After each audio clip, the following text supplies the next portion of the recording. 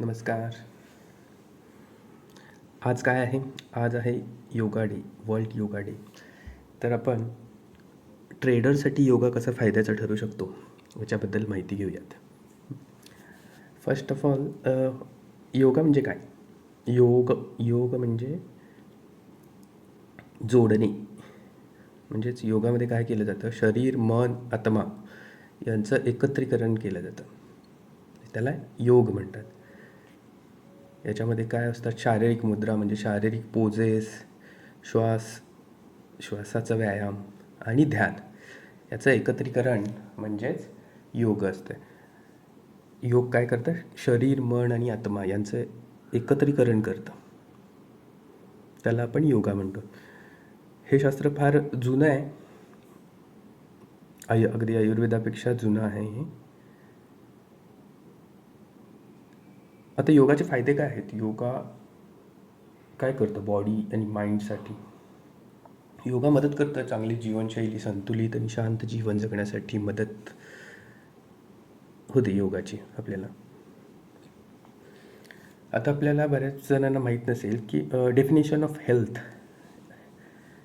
Health चांगल्या आरोग्याची व्याख्या काय? तर आपल्याला वाटतं की काय आपल्याला डिसीज नसेल, कोणता रोग नसेल, डायबिटीज, BP, कॅन्सर, इतर कोणताही.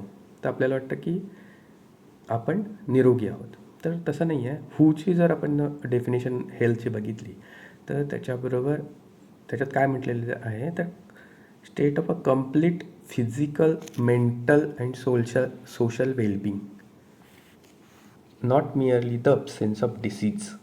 म्हणजे फक्त डिसीज नाही आहे, शारीरिक आजार नाही आहे म्हणजेच तुम्ही हेल्दी आहात असं नाही आहे. तर त्यात त्यांनी काय इन्क्लूड केलेलं? फिजिकल बरोबर mental and social wellbeing.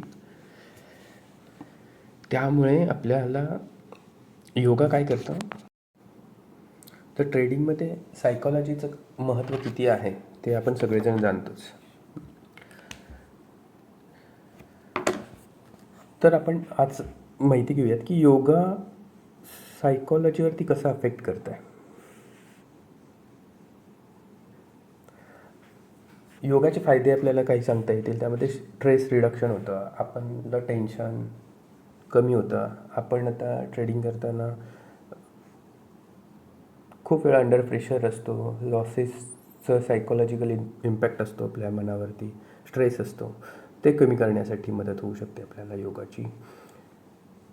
Anxiety मॅनेजमेंटमध्ये मदत होते. म्हणजेच आपल्याला खूप एन्झायटी असते की आपल्याला फिअर ऑफ मिसिंग आऊट असतात, की आपल्याला वाटतं की आपण आता एंट्री नाही घेतली तर आपल्याला उशीर होईल एंट्रीला, तर आपण लगेच गडबडीमध्ये एंट्री घेतो आहे.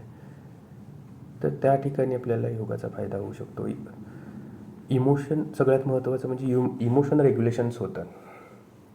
योगा रोज जे करत असतील तर त्यांना माहिती असेल की योगा, सूर्यनमस्कार, कोणतेही पोजेस आपण केल्यानंतर जे इनर सेन्स ऑफ काम असतं, मन इतकं शांत होऊन जातं, क्लिअर माइंड होऊन जातं. त्यामुळे इमोशन्स रेग्युलेशन्स होतात.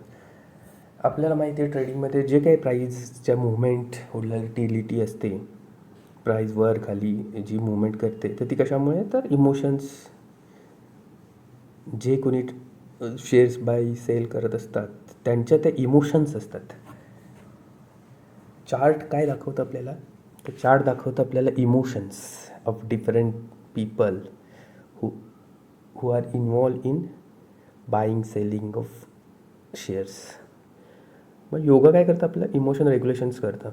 सेन्स ऑफ काम म्हणतं आपलं. काम इन द सेन्स मन शांत करतं.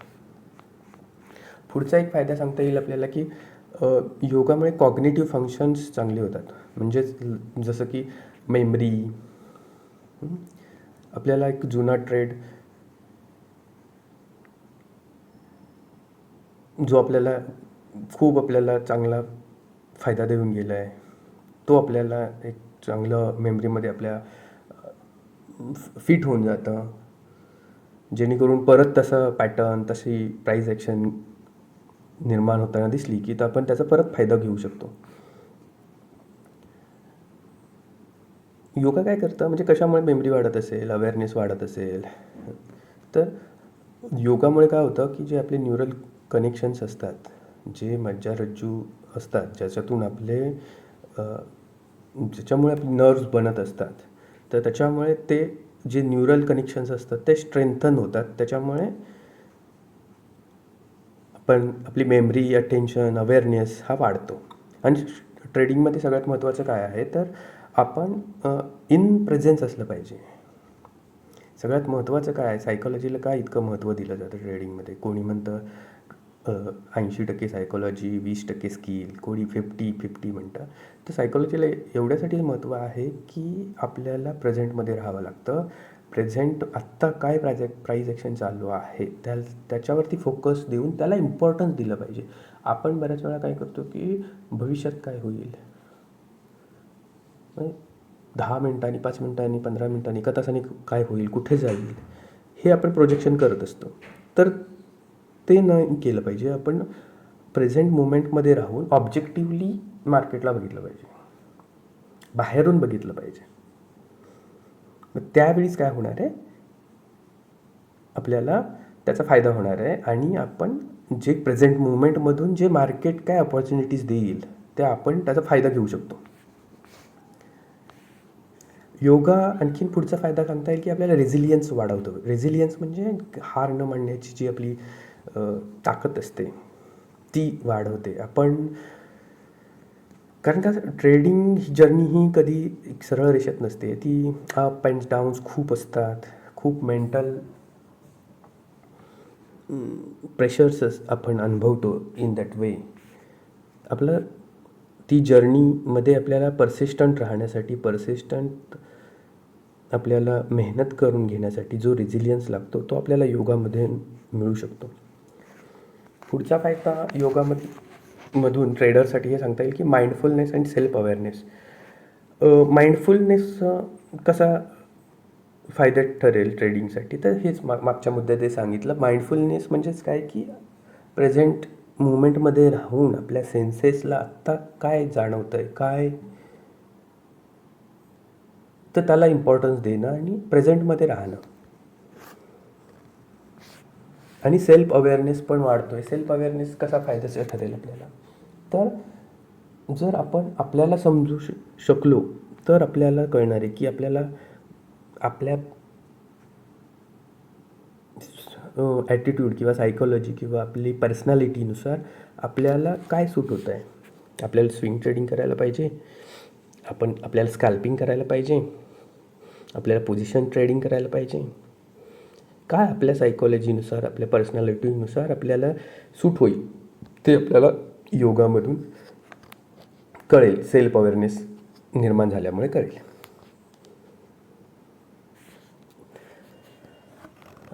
आता मी गेले 6 महिने मी योगा करतो आहे. रोज सूर्यनमस्काराचे 10 सेट करतो मी. तर मी हे का सांगतो आहे, हा व्हिडिओ बनवण्याचा मागचा उद्देशच तो आहे की माझं ट्रेडिंग त्याच्यानंतर खूप इम्प्रूव्ह झालं.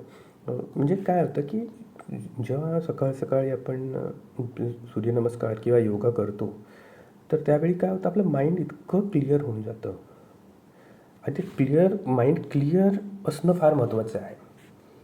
म्हणजे आपल्याला की असा माइंडमध्ये आधीच्या दिवसाचा लॉस, आधीचे काही विचार, आपल्या घरचं काही, आपल्या म्हणजे आउट ऑफ ट्रेडिंगचे काय आहे ते आपण बॅगेज घेऊन येतो.